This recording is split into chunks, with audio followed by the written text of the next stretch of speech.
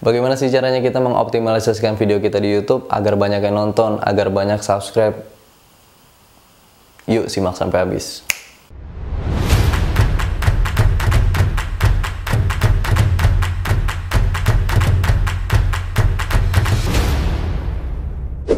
Assalamualaikum warahmatullahi wabarakatuh, gue Faisal dan di video kali ini gue ingin ngebahas tentang SEO di YouTube.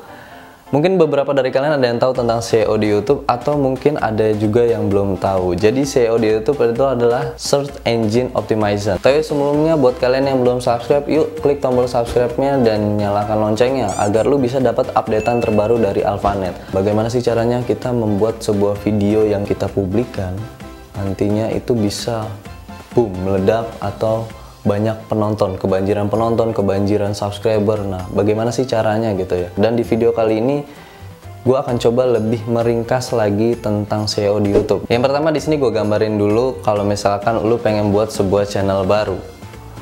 Udah pasti lo harus menentukan sebuah tema, topik yang ingin lo bawakan di video-video lo.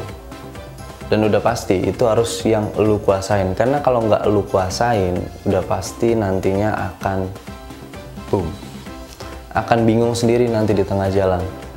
Jadi yang gue saranin adalah buatlah sebuah tema yang akan lu jadikan fondasi di sebuah channel lu. Yang kedua itu adalah optimalisasikan video lu.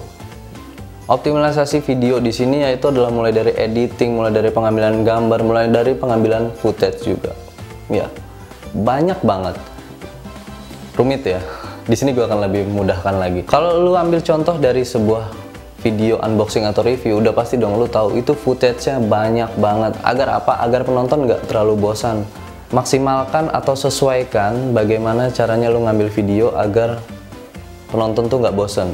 Yang ketiga yaitu adalah materi. Kalau misalkan lu udah bisa nemuin temanya, udah pasti lu bisa nemuin materinya. Materinya tinggal berjalan aja. Dan untuk penggunaan bahasanya, gue saranin bahasa yang lu pakai sehari-hari aja. Karena kalau misalkan lu pakai bahasa baku, udah pasti lu nggak enjoy ketika lu ngomong di depan kamera atau lu nyampein ke penonton.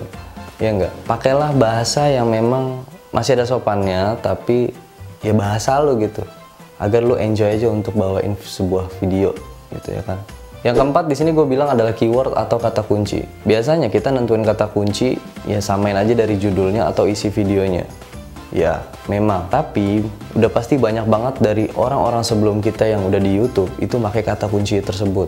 Di sini lu bisa aja pakai TubeBuddy untuk melihat seberapa banyak sih pesaingnya yang ada di kata kunci tersebut. Yang kelima yaitu adalah sebuah thumbnail. Nah, di sini gue saranin lu membuat sebuah thumbnail yang menarik. Karena kalau misalkan gue tanya, ketika lu masuk ke YouTube, udah pasti lu pertama kali ngeliat adalah sebuah thumbnail dong. Dan lu bisa ngeklik video tersebut berdasarkan thumbnail yang unik.